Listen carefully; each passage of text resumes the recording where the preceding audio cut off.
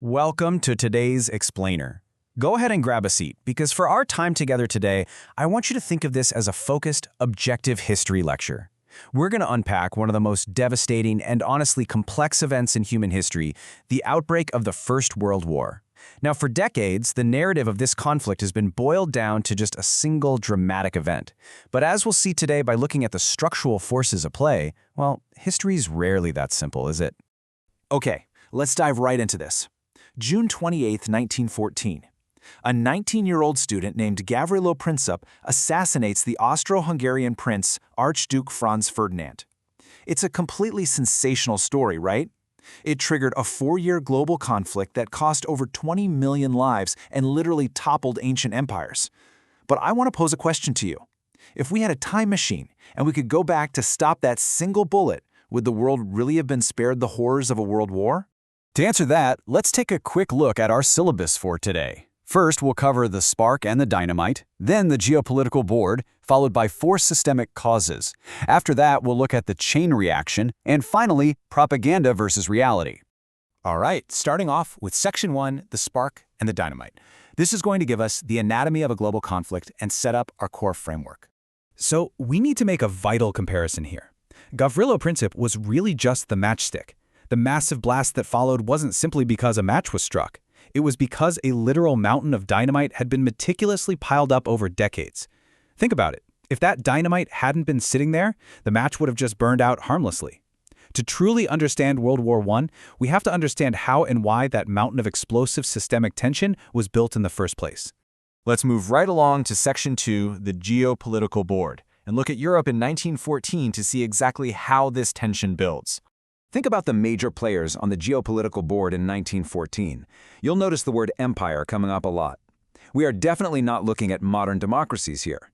In fact, out of the entire continent of Europe, only France, Switzerland, and San Marino were democracies at this time. The rest? Non-democratic monarchies ruled by a handful of families who pretty much completely disregarded the opinions of everyday people. Honestly, it was a real-life Game of Thrones.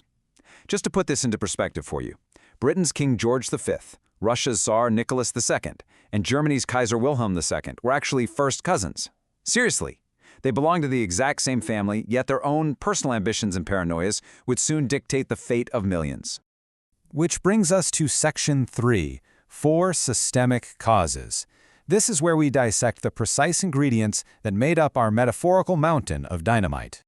The very first ingredient is nationalism, but we need to define this objectively. We're not talking about nationalism in the sense of people seeking true democratic liberation. No, this was an aggressive, essentially race-based belief in national superiority. Monarchs totally weaponized this sentiment. They used it to convince everyday folks that their specific empire was fundamentally better than all the others. We really have to contrast this top-down, state-sponsored nationalism with the genuine grassroots liberation movements of the era, like the South Slavs or Yugoslavs, who are genuinely just trying to get free from the oppressive rule of the Austro-Hungarian and Ottoman empires. All right, the second ingredient is imperialism. You might wonder, why on earth did these rulers want to keep expanding their borders when they knew it would cause massive administrative headaches? Well, the objective historical answer is basically state-sponsored looting. Imperialism was driven by this huge desire to exploit raw materials, use cheap labor, and drain the wealth of other regions just to boost the monarch's power and pride.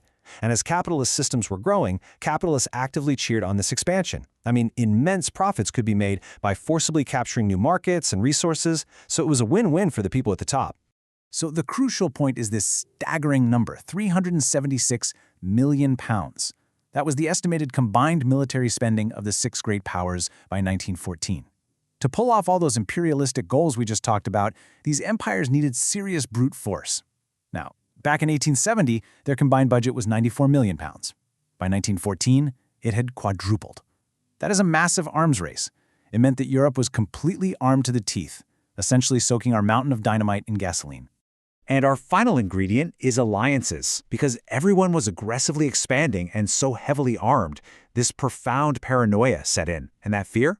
It drove empires into these secret, incredibly rigid defensive pacts. You had Germany, Austria-Hungary, and Italy forming the Triple Alliance in 1882. Then Great Britain, France, and Russia countered with the Triple Entente in 1907. These treaties basically dictated that if one empire was attacked, the others were legally bound to jump into the fight. It created this unbelievably precarious web where a single localized dispute could instantly drag the entire continent into a massive war. So now that we understand the dynamite, let's jump to Section 4, the chain reaction. Watch how perfectly these systemic forces functioned when that match was finally struck.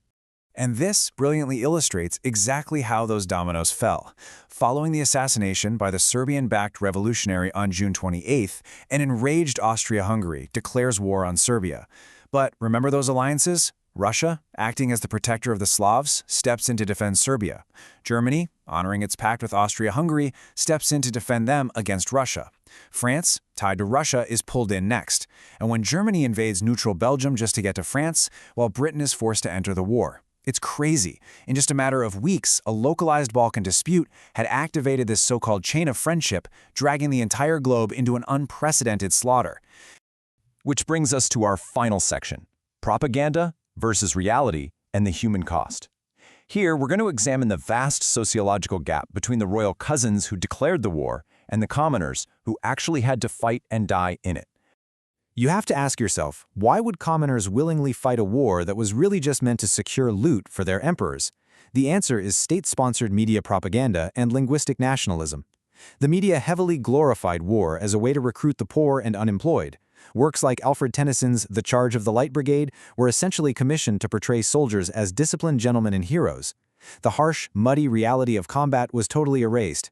Instead, it was replaced by this intoxicating narrative of selfless service for your country, which, remember, in this context actually just meant the monarch. But intellectuals and the people who actually understood the trenches pushed back hard against this narrative. Compare Tennyson to Thomas Hardy's 1909 poem, The Man He Killed. Hardy strips away all that glory to reveal the bleak truth. You've got two unemployed men, driven to enlist merely to earn a wage for their starving families, and they're forced by the rulers to stand on a battlefield and shoot each other. As the poem suggests, if they had just met in a pub, they would have gladly shared a drink. It begs a really profound Socratic question, doesn't it?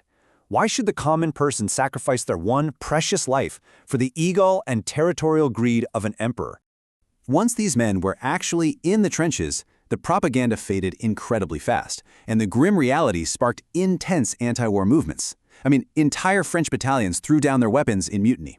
But perhaps the most incredible objective example of common humanity prevailing over imperial design is the Christmas Truce of 1914. Spontaneously, British and German soldiers laid down their rifles, stepped out into no man's land, shared food, sang carols, and celebrated together. They had absolutely no personal reason to hate one another. In fact, the truce only ended because furious commanders violently forced them back to fighting under the threat of execution. As we wrap up our lecture today, I want to leave you with a final thought to carry forward. We've established the Gavrilo Princip's matchstick was merely the trigger for a conflict that was made almost inevitable by decades of aggressive nationalism, unchecked imperialism, spiraling military spending, and these tangled, rigid alliances. If we apply this historical framework to modern geopolitics, we have to ask ourselves, are the global systemic pressures of our own era currently building a new mountain of dynamite? Thank you for joining me for this explainer, and remember to always keep questioning the history that shapes our world.